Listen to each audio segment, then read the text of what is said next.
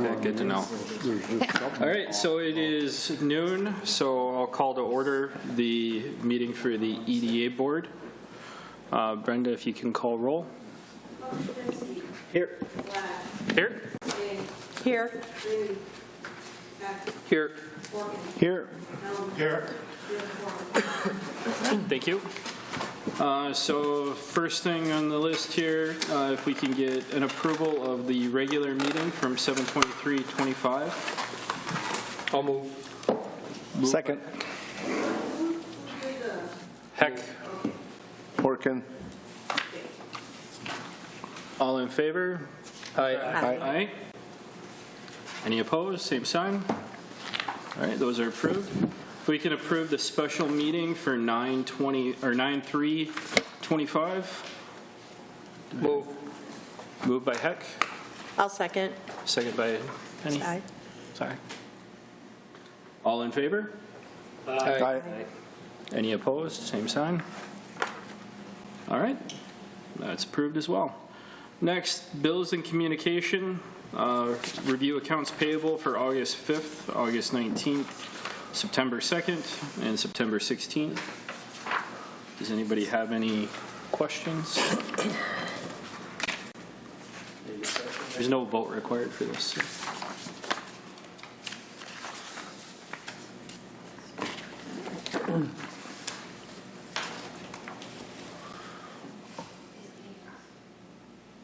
Are you waiting on me? Anybody have anything? No. Okay. All right, we'll move on to the next one. It is you then, Maggie, for the reports. Okay. All right. So there's no delinquencies. And then on the director's reports, for the past about a month or so, we've been hitting the Dusty Trail and visiting a ton of businesses with Barry at the Chamber through the Grow Minnesota program. And outside that, there's been a lot of just support to career and kind of workforce opportunities in the Child Care Committee. A lot of back and forth too with DEED, asking about different state programs to help support some businesses that are doing some expansion and different projects. So it's been a busy, busy summer.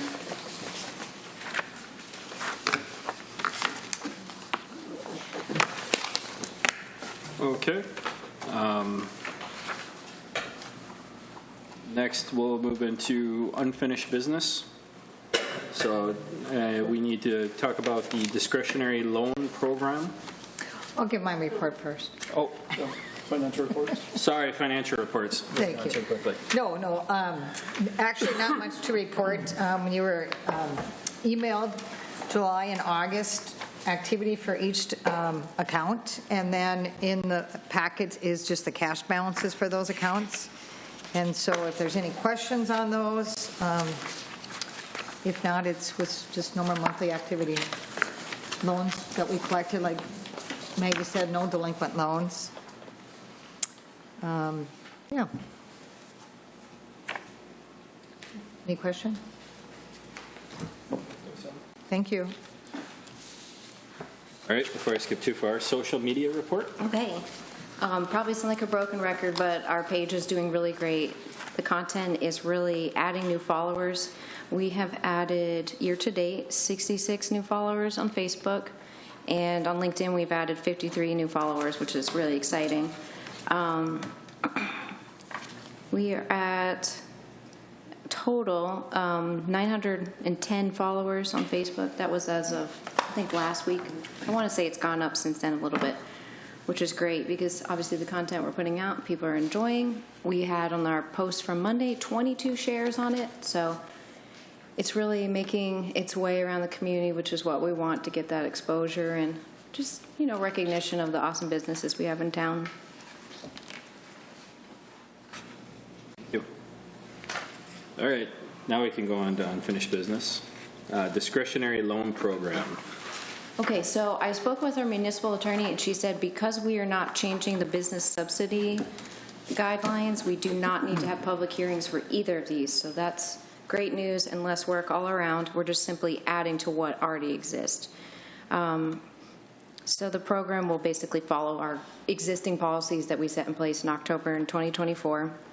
For the discretionary loan policy program, I'm still working a little bit with MIF on this. Our municipal attorney suggested there might be issues if we're using secondary interest that's from a MIF revolving loan, because it would need to adhere to the MIF policies of 110% minimum wage above the federal poverty line for a family of 4, including full benefits. And you can't, not that this would be an issue for us, but you can't help construct, build, or support a casino or sports ball facility. So still working to clarify those details on that. But the revolving loan funds, secondary interest would be the primary ones funding this. And then we would be doing basically micro loans on this, which is on the staff page, which is the back. And we would lend them out at somewhere between a range of 2.5 to 5% interest, with an opportunity to be repaid in full at 12 months. Then they could maybe qualify for a 0% interest rate. So our goal is to not compete with current banking institutions, but to basically fill a hole that helps solve kind of like those startup and scale up, accessing just some capital, maybe buy a piece of equipment, or take on some new technology or something to add to their business that they wouldn't necessarily be able to get through a typical long-term business loan. So any thoughts or edits on this?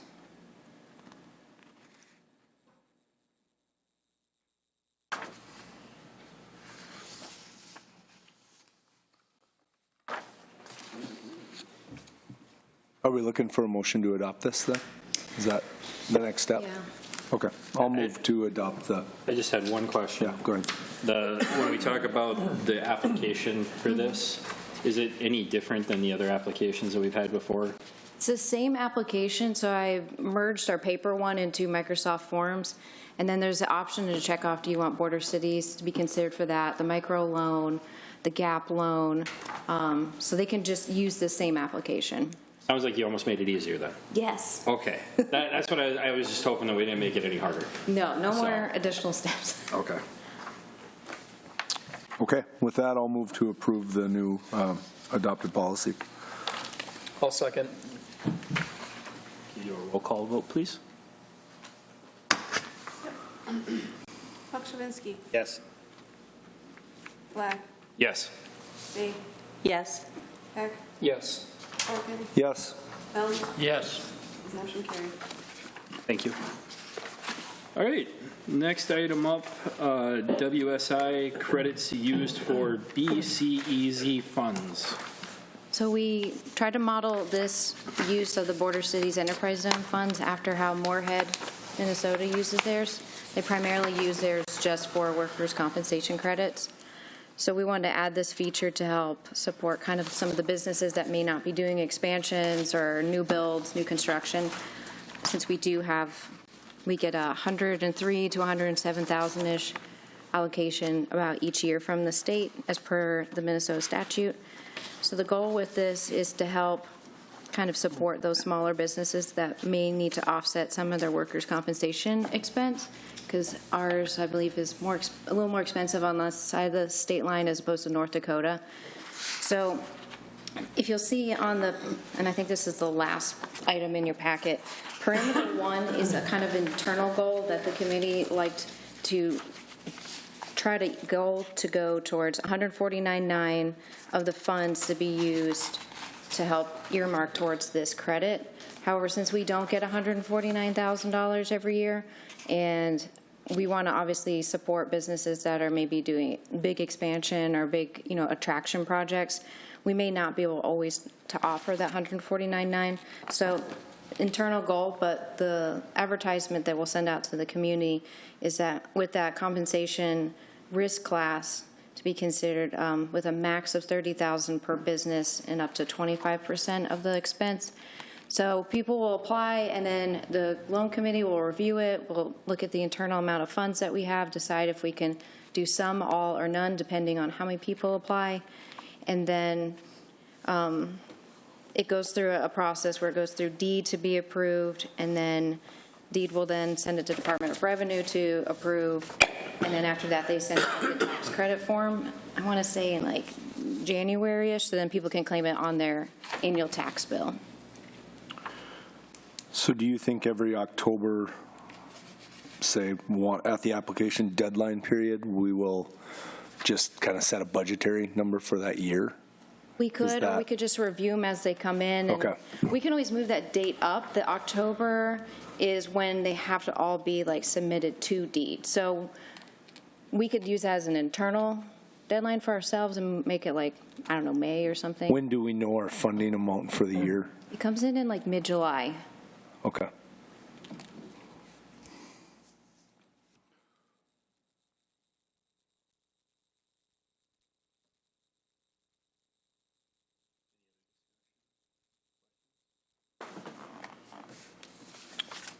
I'll move to approve.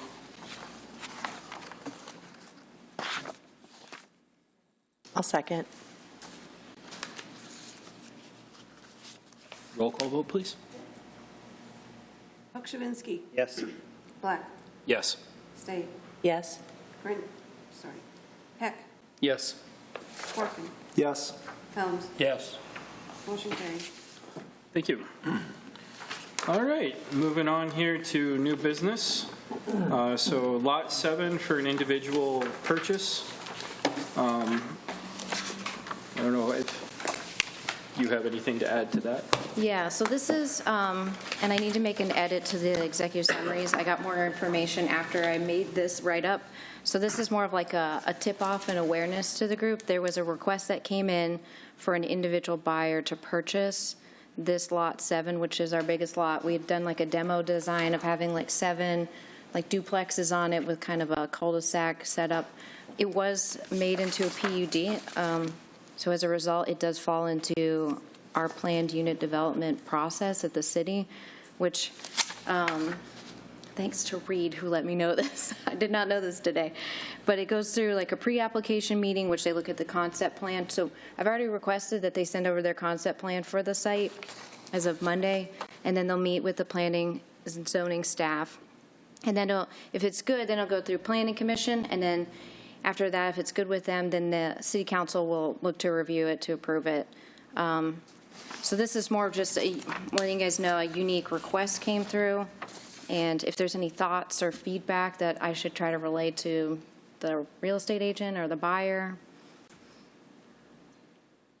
This will be one less lot that we have to mow then, potentially. Yes, and we've sold 2 this month as well. Sounds like a good deal then. Is this the normal procedure that we always have to do on all our lots? Because this one is so large, it's 3.54 acres, it was designated as a planned unit design with the hope that like some mixed use or maybe multifamily would get put into it because it's just so large. So it does have like a road that's already like stubbed off of it, Torrey Pine Lanes. Yeah, it's got the little finger coming to it already. Yep. Yeah, we are talking about the lot on the corner of 23rd and River Road, right? Yes, right at that end of the whole kind of water's edge development. Yep. So does it still have to go through that process if they aren't planning any multi-home? They actually have to because it's a PUD. It's the PUD requirement for the designation of that lot. Okay. Okay, so they have to go through that process. If it would have been just a residential or mixed residential, then no. But because it's been zone planned urban development, and I think, as as Meg has indicated, it was expected to have twin homes or multifamily or something. Yep. Nobody thought that somebody's going to try to come in and buy it for a single family home. So that just in and of itself raised some questions on what do you exactly think you're going to do? What are you going to put on it? How is it going to be? And then just to follow that process so that we have a better understanding of what they're looking at. And that's basically it. So if their plan is just a single-family home, would it be rezoned then, and then they can't do anything else on it? So if they come forward with a plan of just a single-family home just for themselves, would it be rezoned for that, and then they can't do anything different, or would they still be able to do something different even if they didn't show us a plan? Well, typically, it wouldn't be rezoned, it would just still be zone planned urban development, and then they would have a house on it. I think some of the questions are you thinking that you're going to put a house off to one side and subdivide it yourself? So those are the questions that are going to be answered when they come forward with their site plan, with what they're going to want to do. If they were going to modify it at any time, they'd actually have to come back in because it's a PUD. Okay. And reissue or re-request a new plan, so to speak, and subdivide it off or whatever, and then tell us what they're going to do over there. That's what I was just kind of curious of, if they came forward with a plan, we approved it, and then if, like you said, they would have to get reapproval if they wanted to do something different on it. But I was curious, if we approved it, then would they even have to come back again? But if they would, that's good, just so we make sure that. They got to follow the plan that was submitted and approved. Yep, okay.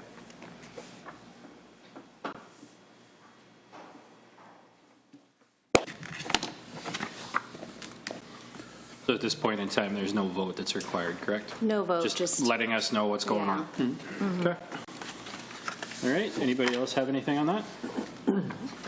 All right, we'll move on. So 2026 board meeting schedule. All right, so it's the last page in your packet. The board schedule, I framed it out based off the current routine that we're following. I think it's like the fourth Wednesday of each month. And then the application process is the following weeks before, just so we can get an opportunity to review any loan requests that come in. It was nice enough of CGMC to advertise when their legislative action days, which we participated in this year, went to the Capitol. So it looks like they're doing it in March. So I think I adjusted that date to be a week earlier. Does this schedule look good? Do we want to change the dates that we meet?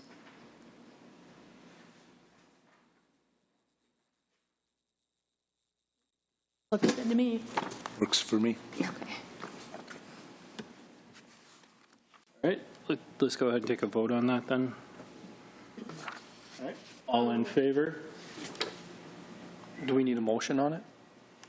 Oh, probably. This would have a motion. I would have a motion in a second. To accept the dates? I'll move to accept those dates. Second. All in favor? Aye. Aye. All opposed, same sign? All right. Okay, and then the second part of that is we had planned to have our December and November meeting combined into one for this year on December 17th. Did we want to host that offsite and combine it with like a holiday party, or are we still interested in just meeting at City Hall?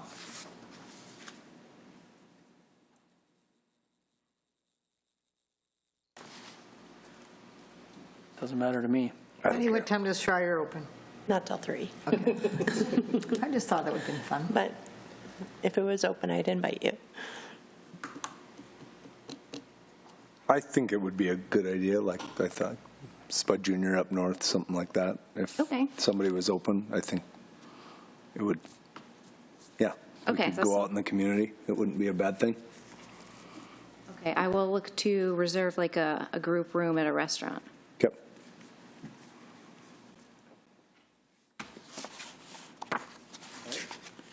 Next item here, Grow, Minnesota visit recap.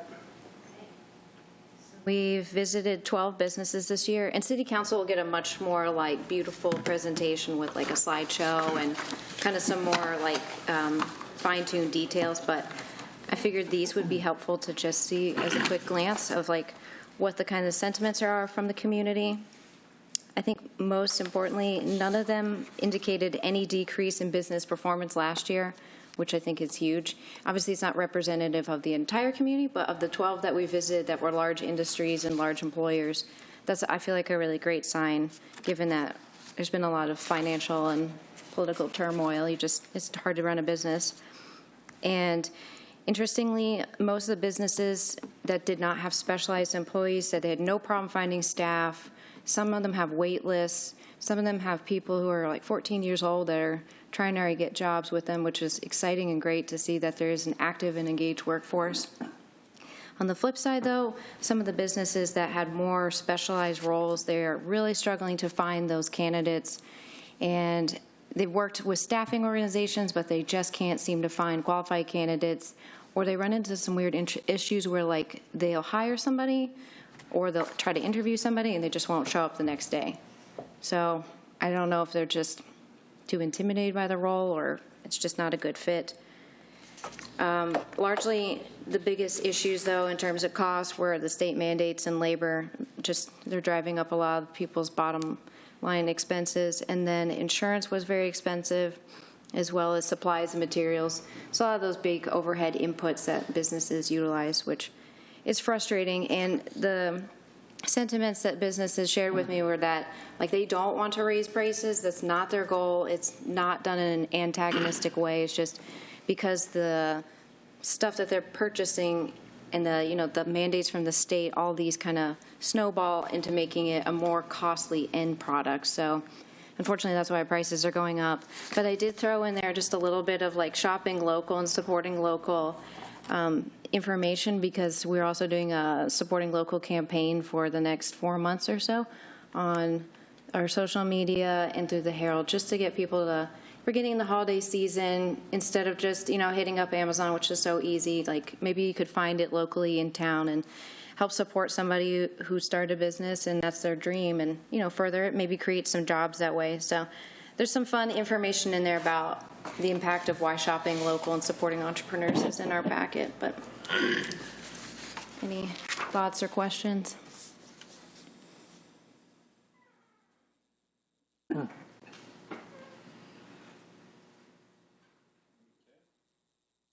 No questions on that.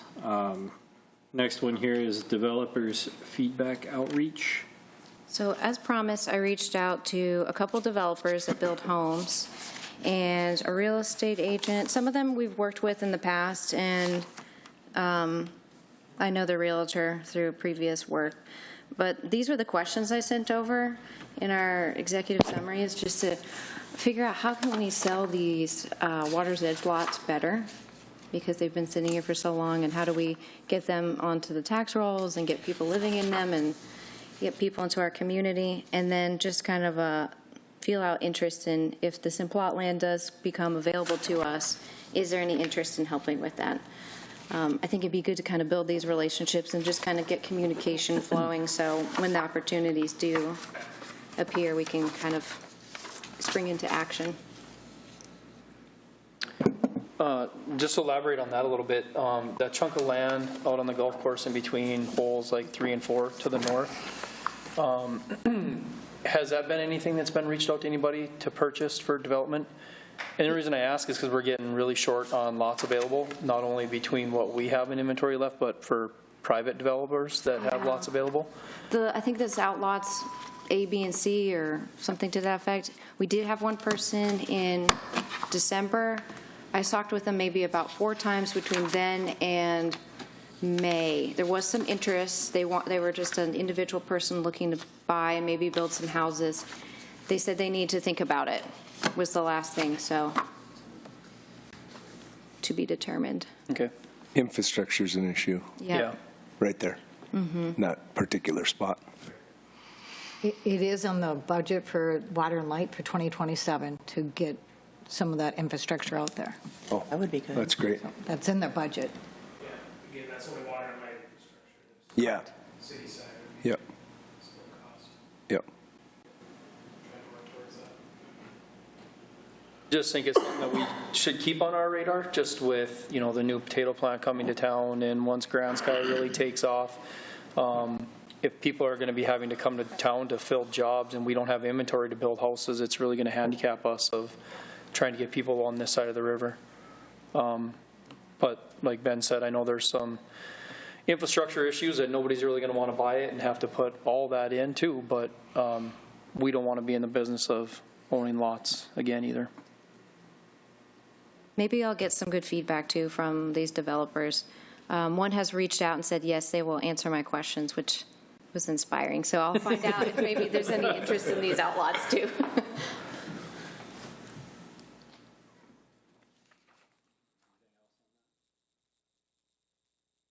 Yeah.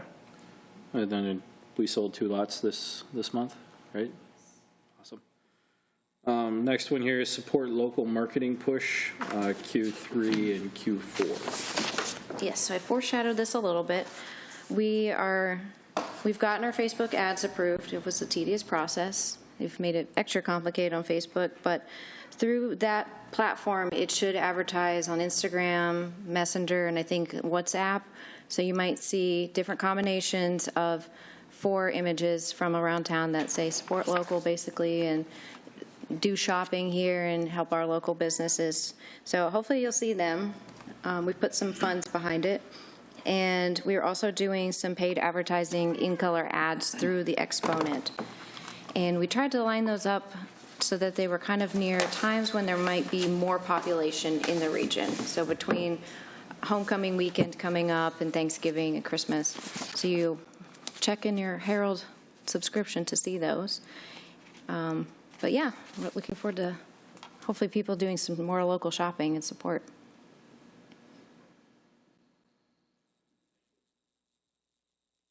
All right. With that, that's it for today. Do I have a motion to adjourn? I'll move. I'll second. All in favor? Aye. All against? Same sign? All right. We're done. Good job.